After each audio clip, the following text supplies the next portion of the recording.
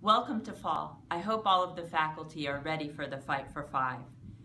We're fighting this year for a 5% GSI for all faculty and an SSI for all eligible faculty. This fight is important. It's important to our profession and it's important to our students. We're in the same place where we have been, at impasse, bargaining for fair compensation for faculty.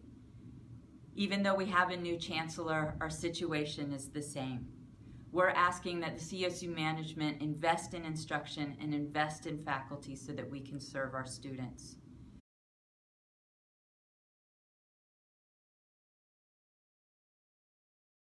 First, we have to bargain in good faith at the table.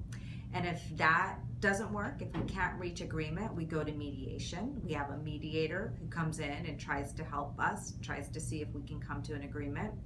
If mediation doesn't work, we go to fact finding. And fact finding is a hearing in which we present our case to a panel and we try to get that panel to agree that we're right, that the contract, that the dispute, in this case, that the salary conflict we're in should resolve in our favor. When fact-finding is over and the fact-finding panel has issued a report, it's at that point that we can be done with the statutory process and we can take job actions. It's only after going through the statutory process that CFA can go on strike. Okay, so we had our first day of mediation on the 31st of August, and we have another day scheduled. It's been delayed all the way until October because apparently the CSU management needs the entire month of September to gather data that we asked them to start gathering back in May. And you know, any point along this process, we can find resolution to the contract. We don't have to wait. We can do it today. If only management agrees to a fair contract for faculty. Fair salary would mean 5% GSI and an SSI for those eligible. The way that we do that is not at the table. We'll make the arguments in mediation as we have, but with them paying attention to their phones instead of listening to us, they won't be persuaded unless we make them understand and we get their attention.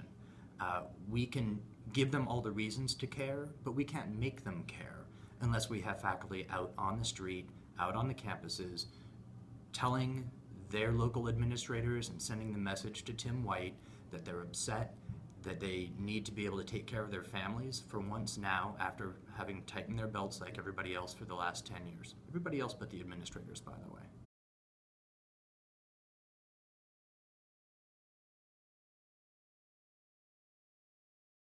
Tell me.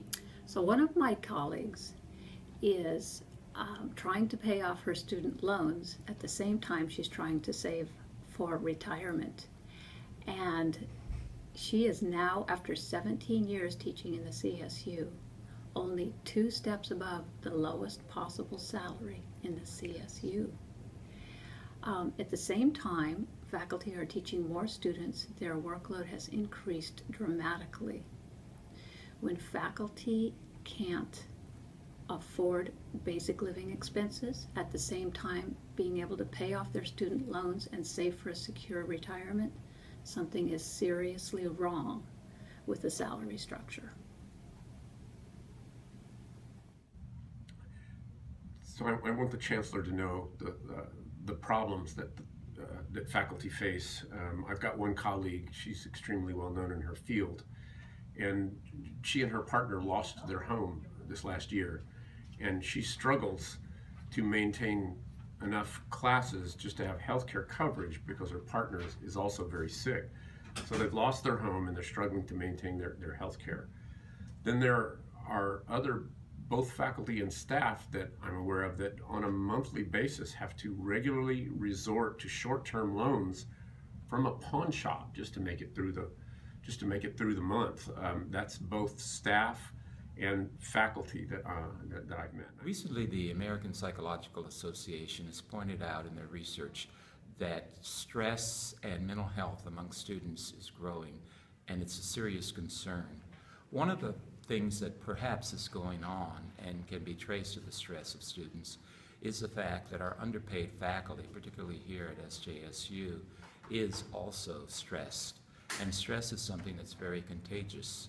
Typically what will happen with people that are very stressful for long periods of time is that they develop depression. Depression can often lead to suicide. Within the last 2 years at SJSU, there have been 2 suicides committed. Both of those suicides were non-traditional students and students who look like me. You know, I'm in a department with 1,600 majors and about 12 tenure-line faculty. There's no way we can keep our promises of mentoring, teaching, and nurturing our students with those kind of ratios.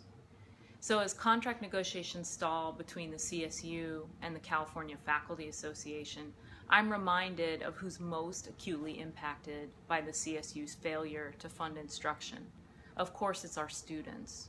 If the CSU's professed values of the public good, diversity, and social justice were put into their budget, our students would be much better off. And so that's why, as faculty, we're fighting for a CSU that puts instruction at the center.